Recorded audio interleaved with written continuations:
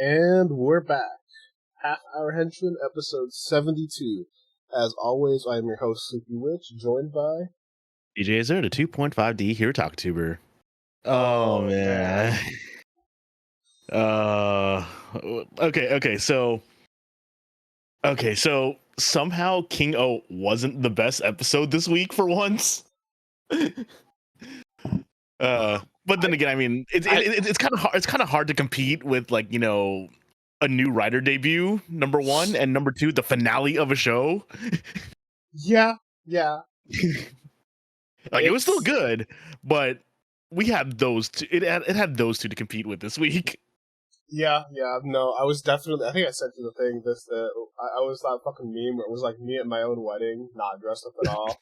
Me at Kamen Rider Majade's TV debut. Yeah, just like, you know, just fully dressed in the nines. Like, yeah, no, it's like I don't think I saw anyone that wasn't excited for Majade, and they delivered. They delivered in a surprising way too. Like, you know, we got to see. I keep forgetting it. It's a Tropos, the oldest one, right? Yep. Okay, yeah. Like, considering the fact that, you know, it like the trigger to it was a Tropos.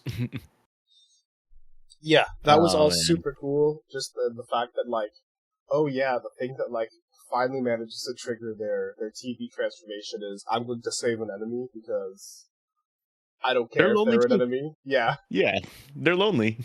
and you know, Trevor was like saying, I'm going to kill you for this later. Like, you're my friend. It's so funny. Incredibly funny. Yeah. And, like, you know, like the thing is too, is like, Renee, like, you know, still, like, you know, is, you know, still, like, it's really hard to act as stoic as she does, but, like, you know, even then, like, you know, she's very, like, serious about what she wants. So, like, they went from stoic to serious, and that's a good, like, small shift to, like, keep what we know about her. Yeah, like, she does what she wants. I mean, as she says in the episode, I make my own rules. So, like, she went from following the rules to making your own rules, and, like, that's such a good, like, step for her, and I'm like, I can't wait.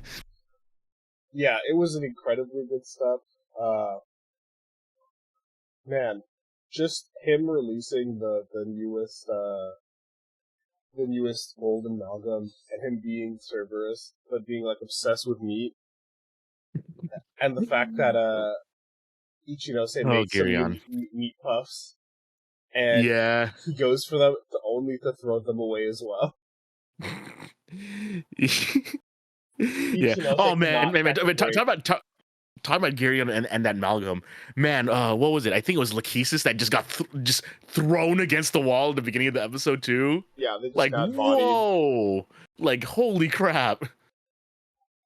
Yeah, I mean, I don't expect the sisters to actually, like, do, like, any sort of, like, you know, like, turn against the heroes themselves, but it does feel like, you know, they are going to turn against Garion soon, because, like, yeah, Garion's not a good person at all. Holy crap. Yeah, he does not give a shit about them whatsoever. Yeah. And then we get to see, you know, Professor Minato basically being like, you can come back, Rude. Just you, though. Yeah. Like, honestly, it's super creepy too, the way he does it, because, like, it's like, not only can he manipulate memories, he could basically, like, you know, essentially, like, mass hypnotize, and, like, when he mass hypnotizes, like, the rest of the students, they just keep walking. Like, they're just like, you know, like a glitched NPC and just walking at the edge of the bridge, and it's really unsettling that, you know, like, this guy, that's this figure of authority, like, you know, is basically controlling them in such a way. And then when he leaves, it just goes back to normal. It's really unsettling, and I really like it. It basically just, like, shows that, like, yeah, okay, yeah, we knew Minato was bad, but, like, holy crap, like, the control that he has, like, is really creepy to normal people. It is. The other big thing is I just like how, like, matter of fact he is. You know, he's like, in that case I'll have to take the ring by force, and he's about to, like, he dread transforms, and then Ichinose shows up and he's like, I don't want to deal with the igniter right now. Bye. Yeah. It's great. Like, it's like we got power scaling. It's like it's like when Sparking or like I think when Sparking first appeared and like like Rogue and like Night Rogue was not able to deal with it, or even I think Bloodstock wasn't able to deal with it at first. So it's like they just kind of just dipped anytime he showed up. It's like nope, not dealing with it. Yep. Walking away. Oh man, but we basically get that. We basically have a fight against the new Malgum, and the new Malgum was was able to be controlled by a golden pan flute, but said pan flute gets destroyed by the Malgum, and alchemizes Atropos' arm to be gold, so she's like basically dragging it like the entire rest of the entire fight, and like is at the mercy of the Malgum. It's really like, holy crap, she is so good at acting. I cannot stop talking about this. She's so good at acting. Her actress does like a really good job with it. And I like the fact that we're getting kind of like also, oh hey, Heat's got really tired every time he used Boost Mark II, and it looks like the igniter can overheat. Mm-hmm. So our senpai just like just borrow it to like cool it down themselves. It's really funny.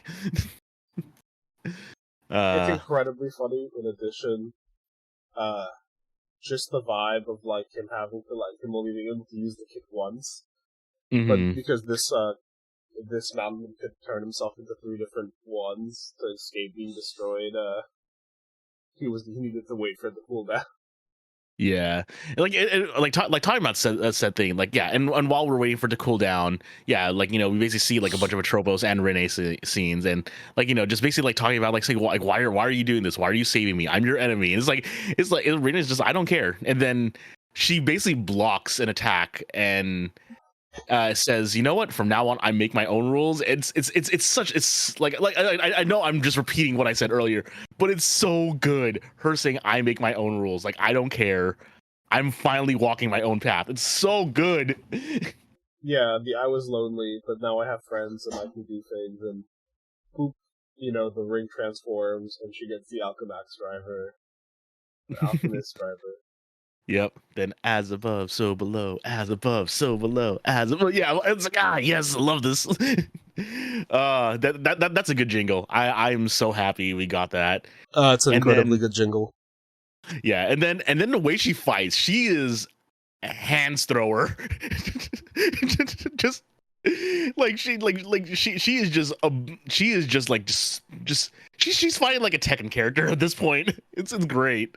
Like the one attack that I really loved from her was where she basically like did like a handstand like kick upwards kind of like Eddie Gordo, and I'm like, she's so cool. She's so fucking cool. Yeah, and then she fisted the North Star kicks for her finisher. But before said finisher, like what I really like is how, because Ichinose can really only like deal with one, he basically kicks that last split part to the Cerberus back to the jointed, and then Renee is able to do her finisher. And like I said, she basically like does a backflip and does like a couple of kicks, and then we get a delayed bubble explosion. Like I said, fits in North Star style. And yeah, it's really good. I really enjoyed it. Atropos basically is healed from because now that the Malcolm's gone, there's no need for the pipe, which basically means that her arm goes back to normal. So she just leaves and says like, I'll kill you for this. I thought Fudo fixes their arm herself. Oh wait, was it? Okay, yeah. I forgot the exact order of operations, mostly because I'm still like I said, we were all excited just for Majade's transformation. Honestly. Yeah. And then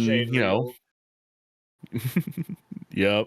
And then we get the end of the episode, which is like another reason why I said that I really am enjoying that Renee finally gets to act out a little bit more.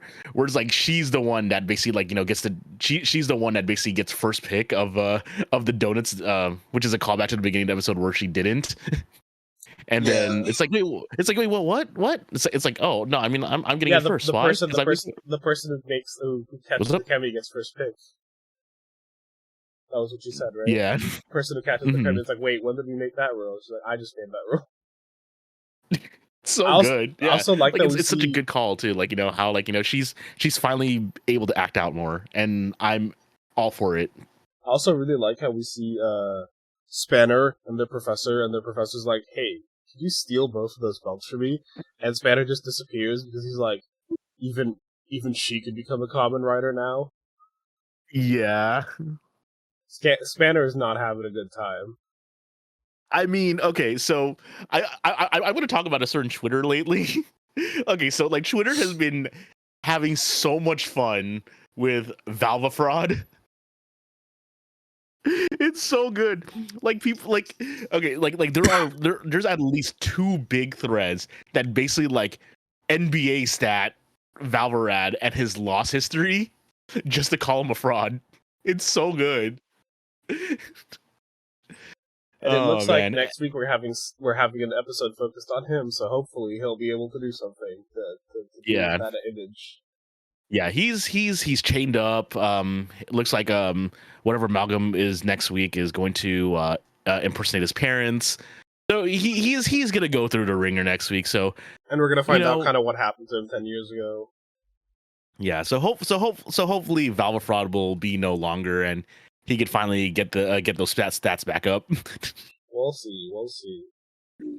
Oh man. So should we talk about King Odra next, or should we just dedicate and dedicate the last bit to the finale of Blazar? Or yeah, I think we could end on Blazar since it is the last episode. Mm-hmm. Okay. Well, yeah, King Odra. We get reverted back to like mentally reverted back to our like 10 years ago selves, and it's a bit weird. yeah, I'm gonna be honest, having kids actors show up and be like, haha, we're kids is one thing. Having the adults acting like children is it's a little it's whatever, you know? I get it, we are doing some silly things, but like it's so funny having such a serious and like intense A plot, and then the B plot is just like, look, they're kids. Yeah. Jeremy's having to read them bedtime stories, and Rackles is having to give Gira uppies. Yeah. It's so wild. But the important part about this one is the A plot, because we got something that I was not fully expecting, which was Morphonia lore, and you got Suzume lore. Honestly, yeah. Yeah. Morphonia lore was actually really surprising. Like, I was not expecting, like, because like we did see that Rita was basically prepping her to take after her, but I did not expect the whole, oh yeah, her parents were lockpickers, and they even go back, they even showed a flashback of her breaking into Rita's room, like oh, interesting. It's really it's really cool. They basically run to each other. They run to Gokhan and Tofu respectively to basically run away from their countries because they want to do what they want. And Rita and Dabowski basically let the other retainer know, hey, think about what the other one is thinking. It's a little lopsided a bit, because I feel that Suzume didn't get much still this episode. No, the reversion to I want to kill Rackles was a little weird, and after the last episode with her being all lovey-dovey with Rackles, it's just weird, honestly.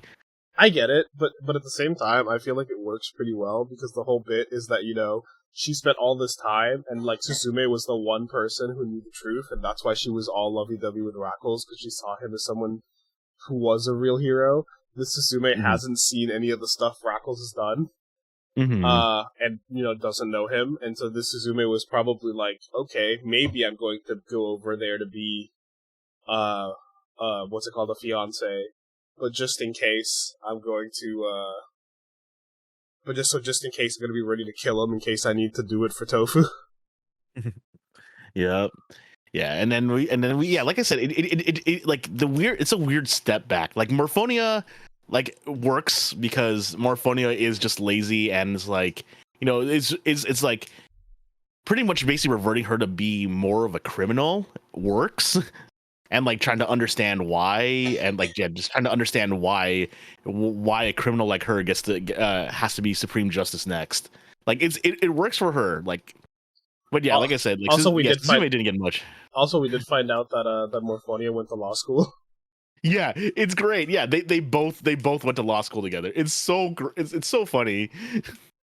I also love the vibes of it. Seems that like all the powers everyone gets are like the opposing thing that they need. So like, Lebowski gets fire that can destroy his bountiful harvest. Rita has ice that doesn't matter, that doesn't care about the judge as well as the executioner. It'll freeze everyone equally. Mm-hmm. And of course, like the lightning that'll destroy any electronic component. Yeah, which gets me really like I want to know what Gira's and Jimenos and Jeremy's are now. I mean, we're like, we see the next episode preview. We are going to see Jeremy and Jimenos next, but like I'm like it's like now like the theories like running through my head. Like what is Jimenos like? Jimenos, like is hers like poison? Yeah, that's the only thing I can think of. Jimenos is going to be something deadly to counteract the fact that she's a doctor. In addition, the one thing she says at the preview is that like this power, like you're talking about Brody, is like you're the only person like disgusting enough to use this power on. Yeah, exactly. Like it's insane. Like like she. But the other thing too is that we see that, and it actually kind of it works like it like from what we saw in the preview, it just works because as we know with like Mantis, like they have like scythe arms. She basically gets a scythe in the we're seeing in the preview, so she's like a Grim Reaper now of some sort. Like yeah, it's crazy to think about, especially like considering that Grody like has the Grim Reaper vibe already. So like reaping the Reaper is such a cool concept. But like man, I'm also really wondering what Jeremy's is, because there's that. I also like that we got the solution to dealing with Minogan, who could maybe make another Doug dead. Ended up being that they were able to freeze him using a combination of their powers this episode. Yeah, it's actually really cool how they did it too. It's like just use one power to warm up and use one power to ice, and it's like it really like, even though they have been they truly have been a team since like episode 15ish. It's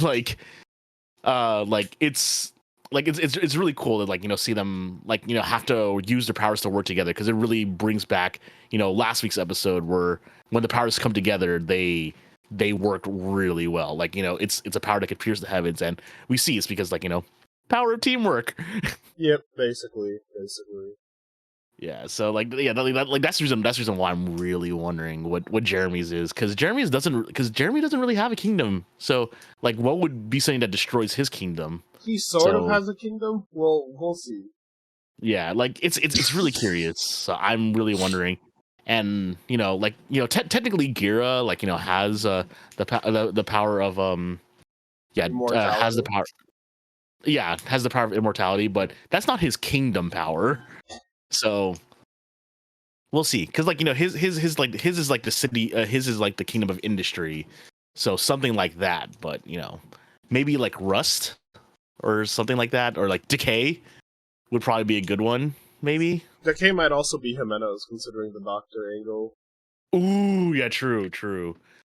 Yeah, I mean we'll see. Like I'm definitely more excited for next week's episode, because like I said, like this week's episode, like I said, it was a little bit weird with the mental age regression, and like I said, Suzume's story wasn't the best. But hey, Morphonia lore.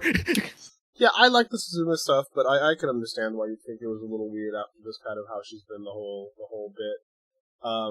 Yeah, and again, it's like sometimes the things that are like really silly in Super Sentai, sometimes they're a little like, all right, we just have adults here, with binkies in their mouth. It's a little I mean, it was funny, but at the same time, it was just like I said, the juxtaposition wasn't the best. Like last week's where it's like, all of a sudden, because of mind control, like they're being wacky as hell. They're scoring points, trying to see who's going to be the leader. Like that was funny. Like it was just like, wait, what? what's going on? And it was like I said, it was pretty funny. But yeah, like this week, yeah, the juxtaposition wasn't great. And it happens sometimes. They're not all gonna like miss or hit or whatever. Mhm. But we get back to Blazar. They're in space in the Earth Goron, and they Yeah, gotta this bring back Blazar's body with them. yeah, like honestly, it was kind of cool, like seeing Blazer's body in the like in like on Earth, and hey, See, we um where do we even start with this episode? Because I was excited for many reasons, but I want to know why you were happy about this one. oh my god! I mean, so much stuff. First of all, Earth Goron as a suit got to do so much this episode. Yes. Oh man, I fucking love Earth Garen so much. From it just landing and having to like restabilize itself and looking like it's out of breath to just like anytime it was doing like anything this episode. Yeah, yeah, like suit actors are amazing. I love suit actors so much. Oh yeah, that's right. A big plot of this episode was that Emmy is like trapped and like essentially imprisoned for knowing the truth. Yeah, there was just so much stuff that was happening in this episode. We also see Gento is like like completely obliterated from like being split from Blazer. We see that yes, there is a fleet of V99 coming, and yeah, there's just a lot that's going on in this episode, especially at the beginning. Yeah, I mean it is like a two-parter thing, so we get right into the action. Gento talking to Blazar and thanking him, and Blazar getting up and basically being like, "We're gonna go together." So Yeah, him having to tell the troops. Blazer talking too. Yep, the first and only time. Yeah. Yeah, I was, and I like the way I love this is that like kind of the whole like this is my last stand. Please understand.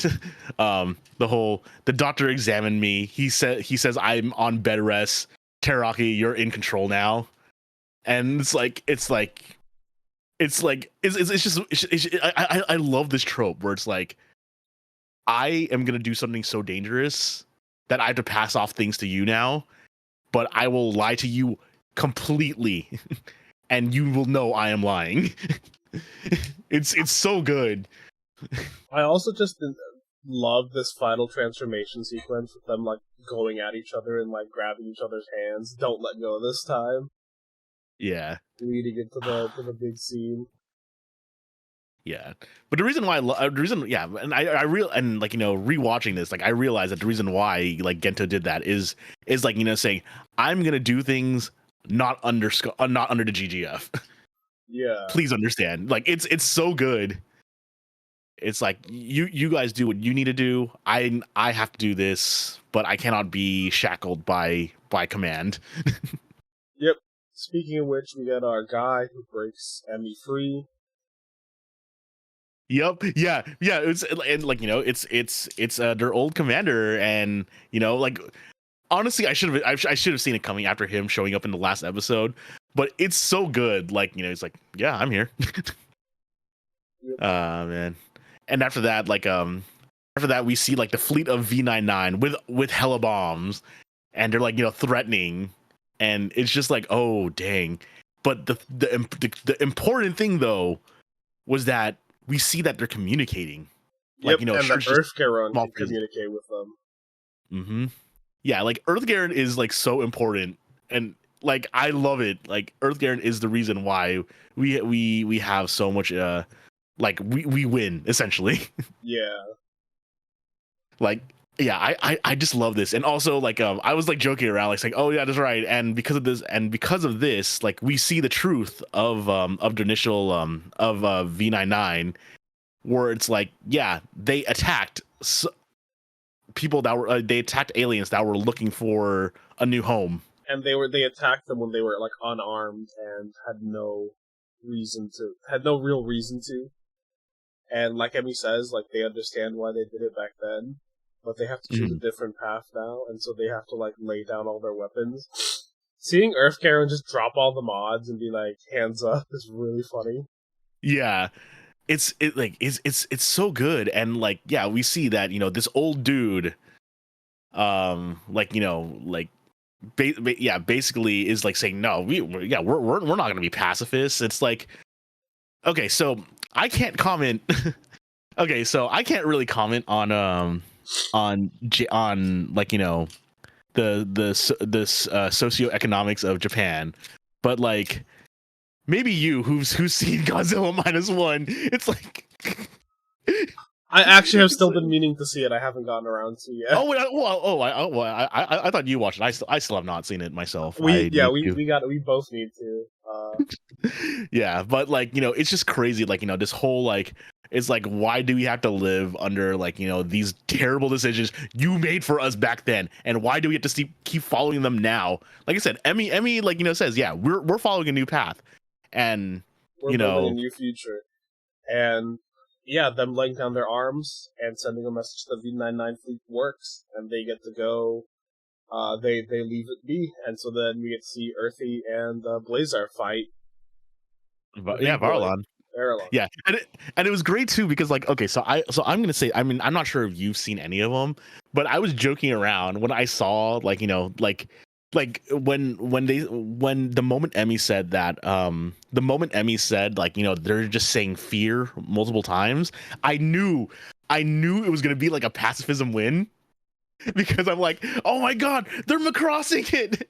Because if you know about Macross, the whole thing about that is that wars aren't really fought with weapons; it's fought with culture.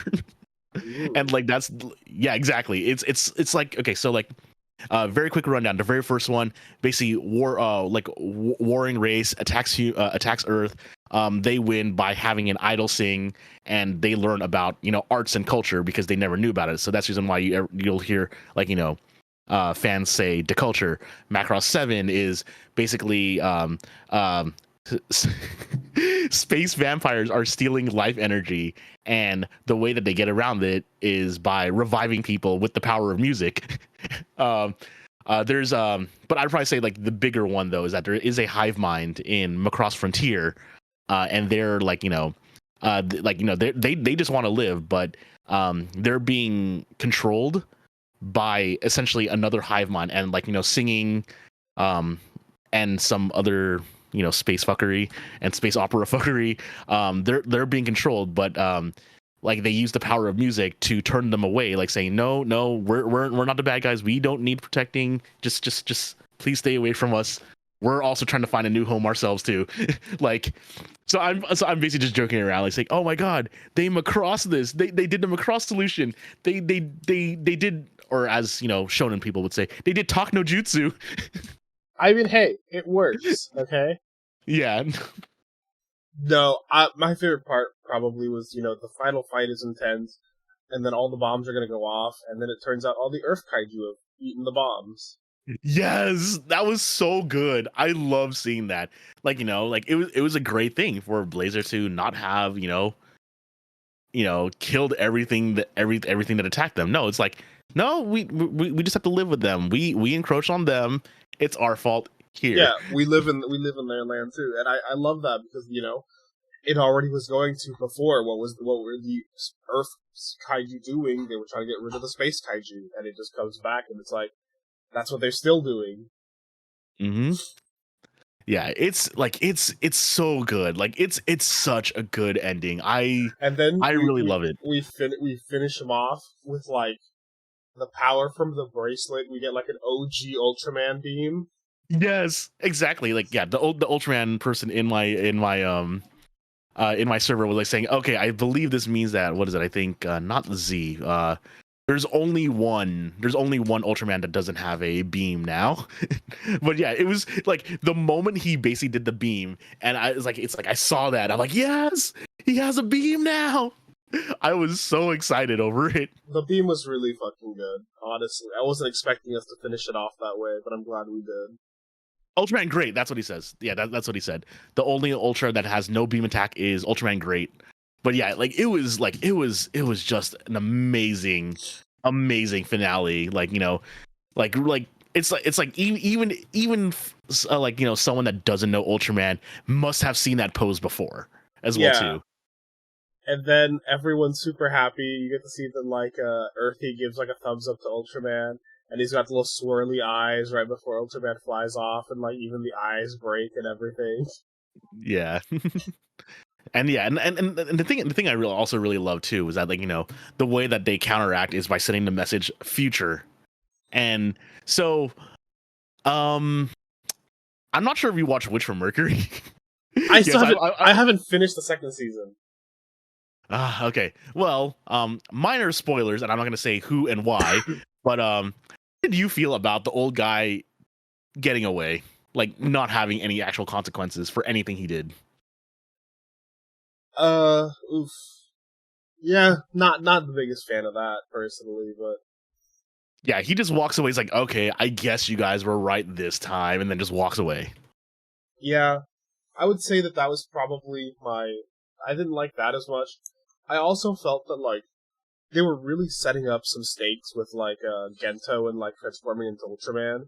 So the fact that, like, the story finishes and we just, like, never address that was a little. I mean, at the same time, I mean, like, it looks like it's because it basically felt like, you know, they were drifting apart, like, you know, in I guess ideals maybe for a bit. So, like, yeah, like, you know, because Gento, like, you know, was fighting against Blazar a few times, like, you know, leading up to, like, you know, their desync essentially. Yeah, maybe Yeah, that was just it. I just feel like for, like, the final episode we could have explained it a little better. But other than that, I mean, like, I have no complaints. This was such a cool series. I really enjoyed it. We still have the movie at some point. Yeah, I don't know when we're gonna watch it, and I don't know when we're gonna get it. Yeah, I can't wait. I mean, we'll probably have to, like, you know, just like see who gets it. Like, you know, I don't think they're gonna release it on YouTube. Maybe if they do, probably not. Hell yeah. If they do, amazing. Okay, I do see that it looks like it comes out the 23rd of next month, so in about a month. Yeah, so I mean, yeah, we'll see what it comes in, and we'll see what it's about. Yep, yeah, and at some point we'll probably just talk about it here. Exactly. Yeah, and honestly, like, yeah, like, you know, for the first time, you know, watching an Ultraman series, like, you know, I really enjoyed it. Like, I mean, I've said this probably, like, for the past, like, quarter of a year, but, like, I am so glad this doesn't have that much legacy stuff in it. Like, yeah. It was so easy to follow. It was really nice.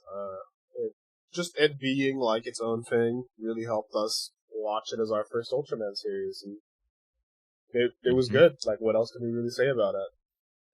Yeah. Oh man. Yeah. It was great. Like, I just love Blazar's design in general. Like, you know, he does look fantastic, honestly. Yeah, he's very distinct. Like, you know, he still has, like, you know, red and blue. He's still very distinctly an Ultra, but, like, you know, having the flaring eye, and having, like, the veins essentially, like, you know, makes him really stand out across the other Ultras. Like, if it weren't for the Ultraman person in my Discord, I would not be able to tell Ultraman apart. Like, I can understand that a little bit, honestly. I feel like you gotta watch them and you gotta figure that out on your own a little bit. And it was really funny too, because like okay, so, like, while we were watching this, like, I was also watching, like, a bunch of series that have Ultraman Zero, which is voiced by, you know, Mamoru Miyano, which is the reason why I watched it, which is why we watched all that stuff. But a lot of it had a lot of legacy stuff. Like, a lot of them were just, like, you know, anniversary specials, or just, like, you know, it's like, hey, let's bring back a bunch of Ultramen. And it's like, I'm just, like, looking at this, like, I don't know who any of these people are. Yeah, it's like, I can't tell any of you apart. It's really funny because, like, you know, if you look up regular Ultraman and you look up Zoffy, it's like you can easily tell them, like, you know, like you know, by pictures, because, you know, I believe Zoffy has, like, the studded collar, but Ultraman doesn't. But they look very, very similar, and it's like it's kind of hard to tell. Like, every Ultraman has a different helmet, but, like, you know, especially these first ones, I could not tell them apart. But, like, you know, so having Blazar be very distinct also helped out for, like, you know, visibility. You know, we also got our best boy. We got our best boy, Earth Garen. Honestly, having Earth Garen was great. He's such a fantastic design. But yeah, with and that, it was like, we are starting to be a bit over 30 minutes. So I think we'll leave it at that for this week. Sure thing. Good episodes as always, and we will see you next week. Later. Later. This program is brought to you by Our unending love of tokusatsu. If you enjoyed the show, please be sure to like and subscribe. And hit the bell for notifications. And if you would like to support us further, consider becoming a patron at our Patreon, Half Hour Henshin. You can get some exclusive benefits, such as your name in the credits and joining our sticker club. Or, if you want to help with a one-time donation, you can also find us at Ko-fi at Half Hour Henshin. You can email us with any questions or theories at halfhourhenshin@gmail.com or on Twitter at halfhourhenshin.